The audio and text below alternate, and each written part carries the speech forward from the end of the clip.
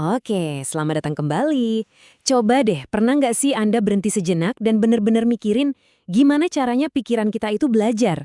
Maksud saya, gimana otak seorang anak bisa berkembang dari yang tadinya kosong sampai bisa ngerti ide-ide yang rumit, bisa debat, bahkan bisa menciptakan sesuatu.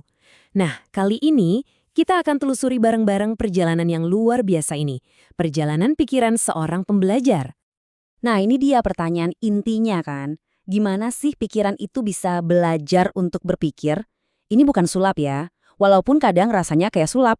Ternyata ada prosesnya, ada tahapannya, dan ada ilmunya di balik semua ini. Oke, sekarang yuk kita bedah bareng pertanyaan ini dan coba pahami mesin di dalamnya. Oke, jadi begini rencana perjalanan kita. Pertama, kita bakal lihat cetak biru atau fondasi dasarnya pikiran. Terus, kita ngintip ke dalam mesin kognitifnya. Setelah itu, kita akan bahas betapa dahsyatnya kekuatan bahasa. Dan terakhir, yang paling penting, gimana semua teori ini bisa dipakai di dunia nyata, khususnya di ruang kelas.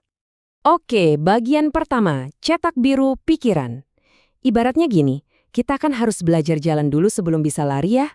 Sama halnya untuk ngertiin pemikiran yang rumit, kita harus mulai dari dasarnya banget, dari fondasinya, yaitu blok-blok yang ngebangun perkembangan kita. Jadi, apa sih sebenarnya kognisi itu? Gampangnya, anggap aja ini kayak software atau perangkat lunak di dalam otak kita. Nah, software inilah yang bikin kita bisa ngelakuin semuanya. Mulai dari ngenalin luka temen di tengah keramaian, ingat di mana naruh kunci motor, sampai mecahin teka-teki yang bikin pusing. Satu hal yang penting banget buat diingat, perkembangan kita itu nggak cuma satu jalur. Justru ada 3 mesin yang jalan barengan, biologis, kognitif, dan sosioemosional. Dan ketiganya ini saling nyambung, nggak bisa dipisahin. Contohnya, kesehatan fisik kita pasti ngaruh ke cara kita mikir, dan hubungan kita sama orang lain itu ngebentuk emosi dan kepribadian kita. Oke, sekarang kita masuk ke bagian kedua. Di dalam mesin kognitif. Yuk, kita coba buka kap mesinnya dan lihat gimana sih cara kerja mesin ini. Gimana caranya informasi mentah dari luar sana itu disaring, diolah, dan akhirnya cereng, jadi pengetahuan yang kita punya. Ngomongin memori, jangan bayangin ini kayak lemari arsip yang pasif ya, tempat kita cuma numpuk-numpuk data. Nggak gitu. Memori itu proses yang super aktif dan dinamis. Ada 3 tugas utamanya. Pertama, penyandian. Ini proses ngubah informasi biar bisa disimpan. Kedua, penyimpanan. Ya, menyimpannya. Dan ketiga, pengambilan kembali. Alias nyari lagi informasinya pas kita butuh. Nah, ini dia perjalanan sebuah informasi di otak kita. Pertama, semua info masuk lewat indera kita dan mampir sebentar banget di memori sensoris. Kalau kita kasih perhatian, info itu pindah ke memori jangka pendek. Anggap aja ini kayak RAM di komputer, sifatnya sementara. Nah, kalau kita olah terus, diulang-ulang, barulah info itu disimpan permanen di memori jangka panjang kita, kayak di-save ke hard drive. Ini poin yang krusial banget. Punya memori bagus itu keren, tapi itu baru setengah jalan. Berpikir itu bukan cuma punya informasi, tapi apa yang kita lakukan dengan informasi itu. Kita utak-atik, kita analisis, kita ubah, sampai akhirnya jadi ide-ide baru. Oke, jadi otak kita itu punya 2 cara utama buat narik kesimpulan. Pertama, penalaran induktif. Ini dari yang khusus ke umum. Misalnya kita lihat angsa pertama putih, angsa kedua putih, angsa ke-100 juga putih. Kesimpulannya? Wah, kayaknya semua angsa itu putih deh. Nah, kebalikannya itu penalaran deduktif. Ini dari yang umum ke khusus. Kita udah tahu aturannya. Semua makhluk hidup butuh air. Terus kita lihat kucing. Kucing kan makhluk hidup, jadi ya, dia pasti butuh air. Tapi, berpikir tingkat tinggi itu bukan cuma soal logika lurus-lurus aja. Ada yang namanya kreativitas. Dan ini penting banget. Dan jangan salah, kreativitas itu bukan cuma buat seniman loh.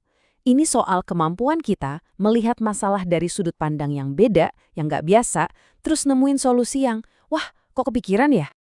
Nah, kreativitas ini erat banget hubungannya sama yang namanya pemikiran divergen. Bedanya apa sama pemikiran konvergen? Gini, kalau saya tanya ibu kota Indonesia itu apa, jawabannya kan cuma satu, Jakarta. Itu konvergen, mengerucut ke satu jawaban. Tapi kalau saya tanya, coba sebutkan fungsi lain dari batu bata selain buat bangun rumah? Wah, jawabannya bisa banyak banget kan? Nah, itu divergen. Dua-duanya sama pentingnya loh, kita butuh keduanya buat navigasi di dunia ini. Baik, kita lanjut ke bagian 3, kekuatan bahasa. Nah, kalau tadi kita ngomongin proses berpikir di dalam kepala, sekarang kita bahas alatnya. Gimana cara pikiran kita nyambung ke dunia luar? Jawabannya, ya lewat bahasa. Bahasa itu jembatannya, colokannya, antara dunia internal kita sama dunia eksternal. Sekarang ada pertanyaan penting banget nih. Seberapa ngaruh sih lingkungan seorang anak di masa kecilnya itu ke jumlah kosakata yang dia punya? Apa beneran beda banget? Atau jangan-jangan itu lebih ke faktor genetik aja? Siap-siap jawabannya mungkin bakal bikin Anda kaget. Lihat data ini. Ini hasil sebuah studi yang terkenal banget. Perbedaannya, wow, mencolok sekali. Anak dari keluarga profesional rata-rata dengar 2.100 kata per jam. Bandingkan sama anak dari keluarga berpenghasilan rendah yang cuma dengar sekitar 600 kata. Jauh banget kan? Biar lebih kebayang, artinya seorang anak dari keluarga profesional itu dengar 3,5 kali lipat lebih banyak kata tiap jam. Coba bayangin efeknya kalau ditumpuk terus. Dari hari ke hari, minggu ke minggu, sampai bertahun-tahun. Perbedaannya jadi raksasa. Terus kenapa ini penting banget? Soalnya, kesenjangan kata di awal kehidupan ini ternyata nyambung langsung sama kesenjangan prestasi di sekolah nanti. Logis kan? Kosakata itu kan pondasi buat belajar baca, dan kalau kemampuan bacanya udah kuat, hampir semua pelajaran lain jadi lebih gampang.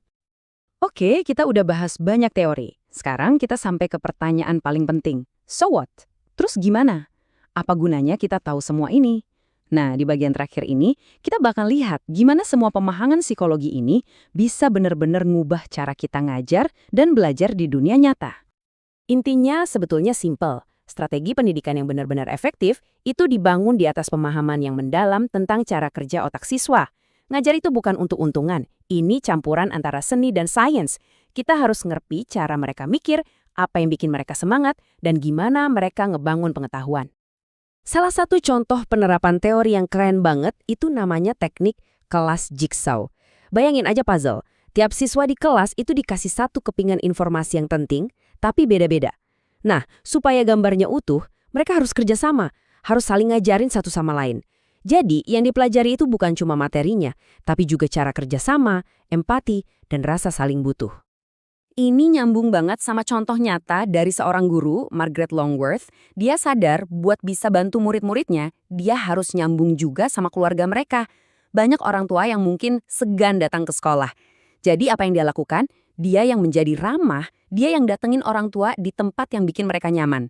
Dia ngebangun jembatan, dan ini benar-benar penerapan psikologi di lapangan. Jadi, apa rangkumannya? Apa yang bisa kita bawa pulang dari obrolan kita kali ini? Pertama, pikiran itu bukan ember kosong yang diisi, tapi api yang perlu dinyalakan.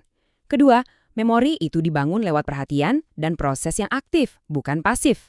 Ketiga, lingkungan bahasa di masa kecil itu super penting, dampaknya jangka panjang. Dan terakhir, kelas yang efektif itu lahir dari pemahaman mendalam soal keragaman murid-muridnya. Sebagai penutup, saya mau lempar satu pertanyaan buat kita renungkan bareng-bareng.